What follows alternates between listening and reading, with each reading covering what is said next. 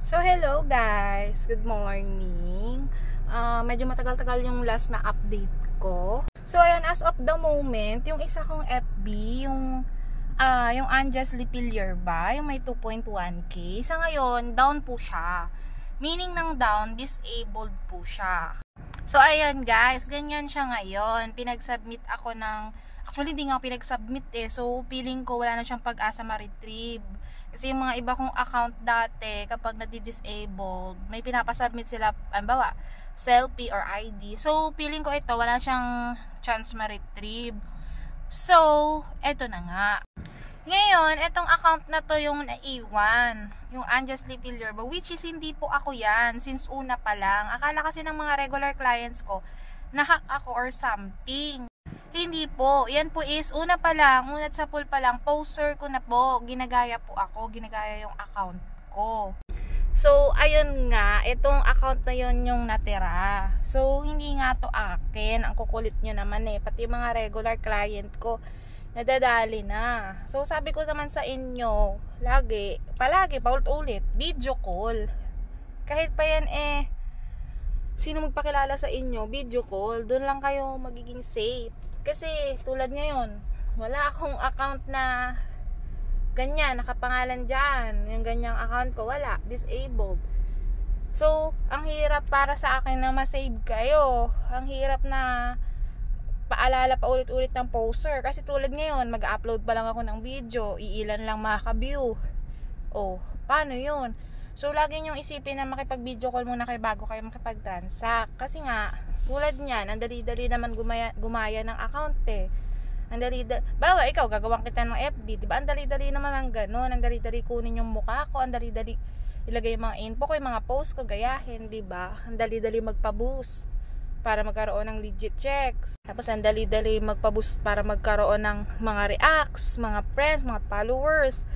Ano na ngayon Taken na ngayon. So, para maging safe kayo, video call. Tapos, karamihan na rin ngayon sa poster at scammer, nakikipag-video call sila. Diba? Ang gagaling, ang kakapal. Pero, iba ang muka. So, paulit-ulit ko nga sinasabi, nakabalandra naman palagi yung pagmumukha ko dito sa YouTube ko, diba? Dapat pag makikipag-video call kayo, eto rin yung muka, syempre, diba?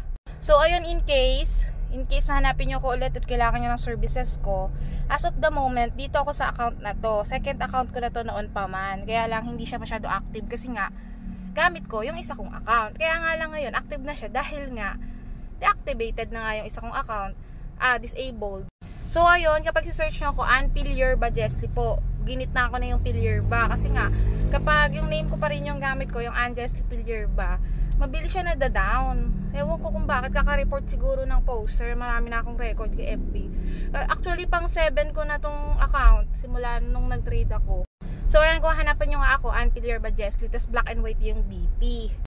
Pero again, syempre, baka gawa na naman to ng poster ko, ng bagong account, kasi nga ito na yung gamit ko. So, better, video call pa din, paulit-ulit na ako, my goodness.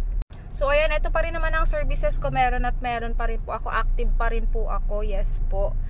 G-Gibbs, G-Credit, Home Credit Quarta, Rebi Credit, Elista, makikita to sa grocery, Plaxi Gift Card, dapat meron ka na sa app para i-share na lang.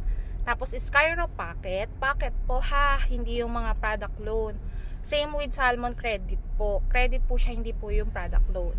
Tapos, meron din po akong Last Pay Later, S-Pay Later, tapos TikTok Pay Later. Tapos, all types ng credit card, Visa, Mastercard, JCB, pwede yan. Any bank, BDO, BPI, East West, any bank. Tapos, meron din akong Atome, tsaka Landers. Kapag wala pa kayong mga CA, gusto nyo gamitin yung credit limit nyo as to cash, pwede natin siyang mapakonvert into cash. Pag CA naman, pwede siyang i-withdraw. Lalo na kung may physical bank na kaya, physical card pala. Tapos, naglalabas pa rin ako ng unverified e-wallets, all types. Pwedeng sa GCash, sa Maya, sa Shopee, sa Lazada, sa Grab. Ganun. In case unverified, tas gusto nyo ilabas yung funds, message nyo ako. Tapos, all types din ng GCash problem aside sa hold. Hindi ko kasi kaya gawa ng paraan yung hold. Tsaka aside sa inactive na yung SIM at hindi alam ang PIN. Kasi kailangan natin yan sa process. So, again po, sa naghahanap sa akin, sa magme-message sa akin, Ann Pilierba Jesly na po ang i-search. Binago ko na rin po ang YouTube ko. Ann Pilierba Jesly na rin po at Ann Pilierba Jesly. Pero AJP Trades pa rin po ang pangalan dahil doon po tayo nakilala. Pero yung profile ko dito sa YouTube, same na rin sa profile ko sa FB. So para hindi na kayo magguluhan. Tapos lahat din ng links ko, kinoment ko sa each videos ko.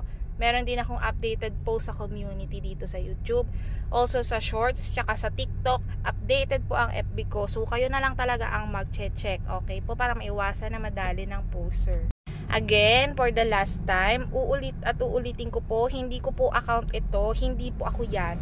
Fake po, peke po, impostor po, gumagaya po yan ng account ko, kinuha po niya ng picture ko, kinuha niya ang pangalan ko.